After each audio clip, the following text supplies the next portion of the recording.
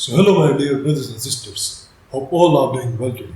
So our today's topic would be, are video games really bad for humans or human brains? So video games are really bad for humans or human brain, or they are good, or they put very positive effect on human brain.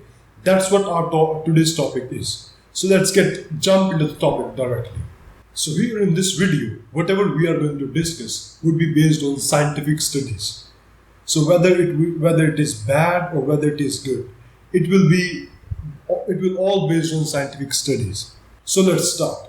So you must have heard people are saying that video games are bad for health, bad for eyes, it's gonna trap your brain. So these all kind of things. But these all things are totally lie. So let's go ahead and learn different effects of video games on human brain and science behind it. And before jumping into the topic, I would like you to know some facts about video games. Fact number 1. Number of children play video games throughout the world. The percentage is 90%. Number of teenagers and elders play video games throughout the world.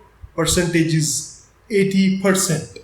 And you would amaze, average age of a video gamer, it's not 9 years, it is 33 years. So you can conclude that it is elders or teenagers who play more video games rather than children. And that is the reason prediction shows that the future's gamers will be old people. So this proves that video games are played by everyone, whether they are children's, teenagers, elders, older people. So everyone play video games. And even I play video games. And we know we all play video games. Whether it's on phone, PCs, laptops, we all love to play video games. It doesn't matter they are action games or story mode, anything. But we all love to play them. And there was a study conducted by the Activision. It is a big giant gaming company. So they conducted a study in 2010 after the release of Call of Duty Black Ops, after 1 month of release of Call of Duty Black Ops. And you will amaze to know that it was played 600 million hours in just 1 month throughout the whole world. And do you mean what 600 million hours means? It means 68,000 years. Now this means video games are played throughout the world and everyone loves to play them. And these were the stats of 2010 and it is 2020. And right now the gaming industry is totally changed. The games we were used to play in 2010, those games are available on phones right now. So right now if anyone would conduct this study in current scenario, the number would be way higher than the numbers we had in 2010. Now here's the list of most played video games, and you would amaze to see the number of registered account. Crossfire, 660 million registered account. Dragonfire, 600 million. PUBG, 600 million. QQ Speed, 500 million. Candy Crush, 500 million. Minecraft, 480 million. Fortnite, 350 million. And these all are active accounts. That means people are continuously playing these games on a daily basis. So are video games really bad?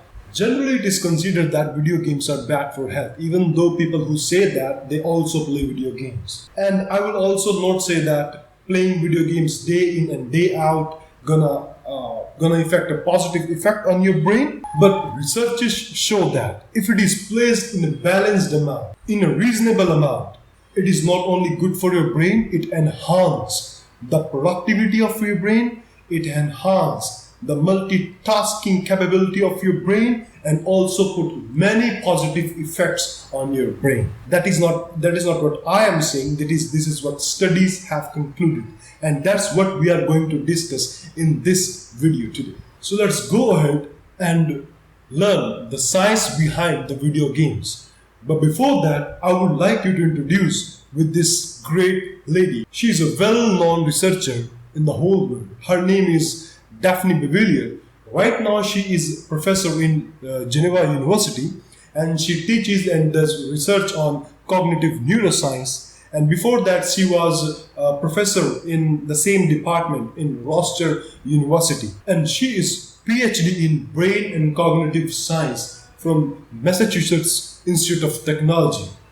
I'm sorry if I'm pronouncing the word wrong. I'm really sorry for that. So we are also going to use her studies into today's video, and then you will get to know how video games are actually beneficial for human development or human brain development. So let us go ahead and discuss the most common concern effect of video games on our eyes. Now, it is generally considered that video games put an adverse effect on human eye. But in the researches, it has been proved that video gamers have far more good vision than the normal people, the people who don't play video games. Now here in this diagram you can see that a vision of a non-gamer person and a vision of a gamer person.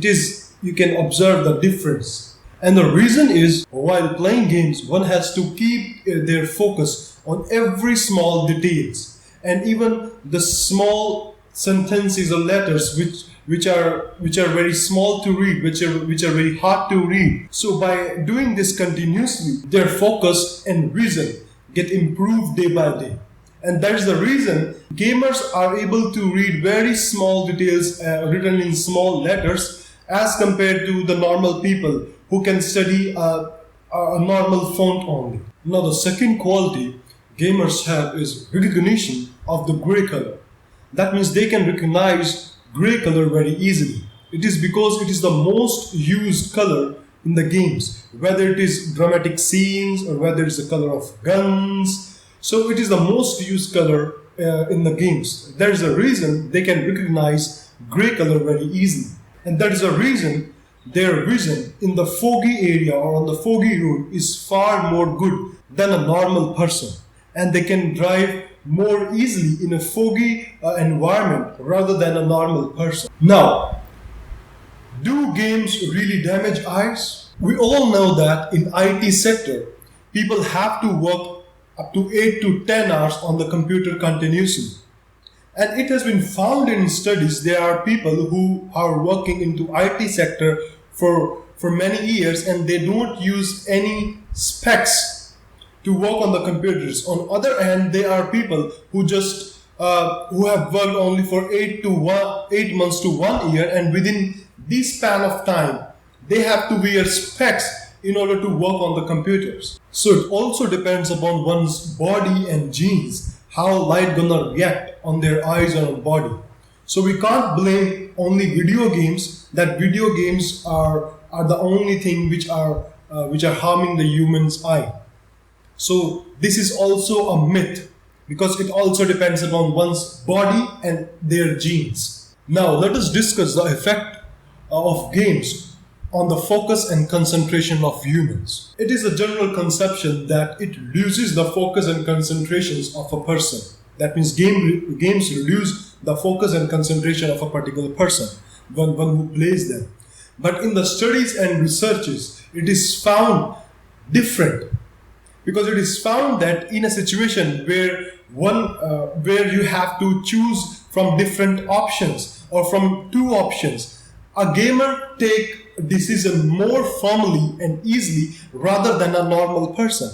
Because in the games, while playing game, they have to take decision very fast and they have to react according to the situation very fast. This is the reason they have developed a kind of skill, a skill which helps them to take decision more firmly rather than a normal person. And that is the reason their focus and concentration is way more better than a normal person who doesn't play video games. Now, another thing it has been observed in the gamers is that their power of tracking the objects is way higher than a normal person. That means whether they are walking or whether they are driving, it doesn't matter they are on the street or on a road, they can track more things around them rather than a normal person. Even they can focus on small details like number plates, like statues or the people around them or the things which are around them while they are walking,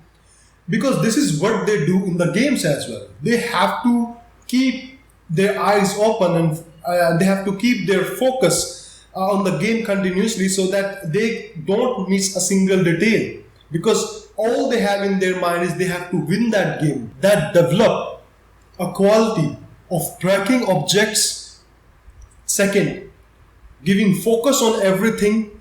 Third thing, that is taking decision more fastly. So these all things make them more powerful mind rather than a normal person. Now here you see the diagram of brain. There is a part in brain called Parental Law. This section of the brain helps a human to track the objects around them. So this part is more active in gamers rather than a normal person. That is the reason by continuously playing games, this part becomes more active and they are able to track the objects around them in real life as well. One more thing gamers are very good at is multitasking. And multitasking doesn't mean doing a lot of work at a single time. That is a myth. It is not called multitasking.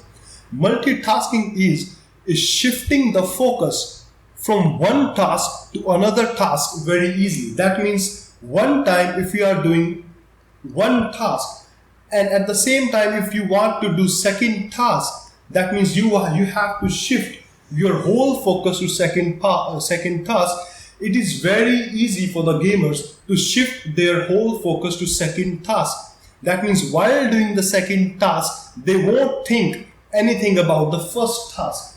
This is what the meaning of multitasking. And this is what gamers are very good at. Because while playing games, they get used to be present in the present situation. So they are capable of focusing their mind on that current situation rather than shifting back and forth.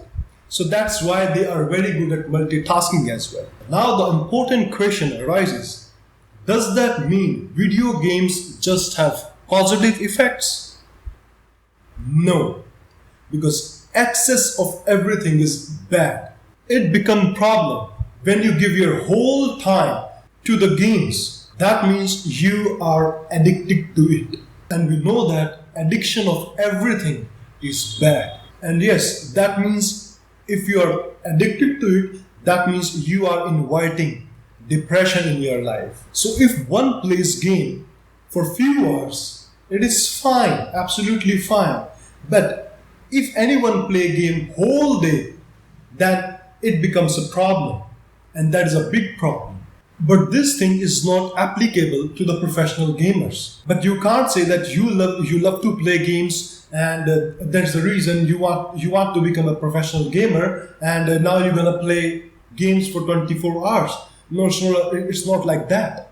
Because one should do the things which they are good at. Because we all know what are our capabilities and what are not. So they are good at games because they are naturally good at these things. They just have to nourish their quality. So you just need to decide or you just need to figure out which thing you are good at and just keep doing and keep working on that particular field. Now, professional gamers earn their money, earn their living through the games, through the nation, and their dopamine release is related to money, not with the game. That means they play games to earn money. And there's a reason you must have observed that almost all the professional gamers, they enjoy the gaming. Second thing, they always remain calm while playing the games. They don't get involved in the emotions because they know that this is their profession.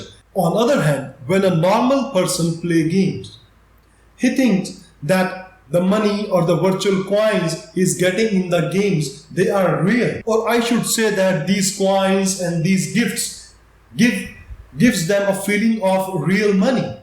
And that's the real problem. This is when they are going to caught by depression. Because actually they are getting nothing with it. It is all virtual thing they are getting, which has nothing to do with the reality of life. And to be true, there was time when I used to play a lot of video games. And I was so addicted to video games that I forgot to study, I forgot to eat, and I forgot to do some physical activity as well. That are also essential part of our human life. I started thinking that I can be a professional gamer. But that was not true. Because this is what not I am good at. This is not what I'm good at naturally. I am good at something else. I can't be a professional gamer. I can be a good gamer, but I can't be a professional gamer. I can't have professional skills in this area because this is very different from my core interest. So let me share my personal way how I helped myself to get out of this gaming addiction. So whenever you start playing games or any game, like you are about to start or about to play a video game or a game on your phone, first thing you have to decide how much time you're gonna play that game. It can be 30 minutes, it can be 60 minutes, it can be 1.5 hours. It doesn't matter, but you have to decide the time period. You have to decide how much time you're gonna play it. And you have to set alarm in your phone or in anything. Once that time is over, at that very instant, you have to shut down. You have to turn off that particular game. It doesn't matter you are in the middle of the game. It doesn't matter you have just started a game with your friend. It doesn't matter at all at what point you are in that particular game. But you have to shut down that particular game at that very instant, immediately.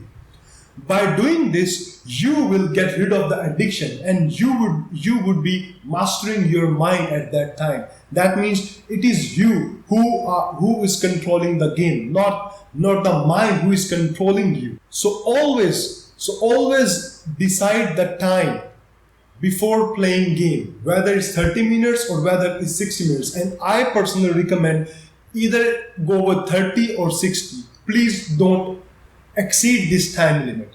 30 minutes to 60 minutes is good time and it's enough time to enjoy a particular game, because we don't want to be a professional gamer here. We just want to play it as a fun and want to improve our brain skills. That's all. So now let me discuss my second way. Recently I got addicted to a game called PUBG. It is available in PC and mobile phones as well, and I was addicted to mobile game PUBG. I was so damn addicted that I used to play day in and day out this particular game. And whenever you get addicted to something from inside of your heart, you know that you are addicted to that particular game. But I want to get out of this addiction.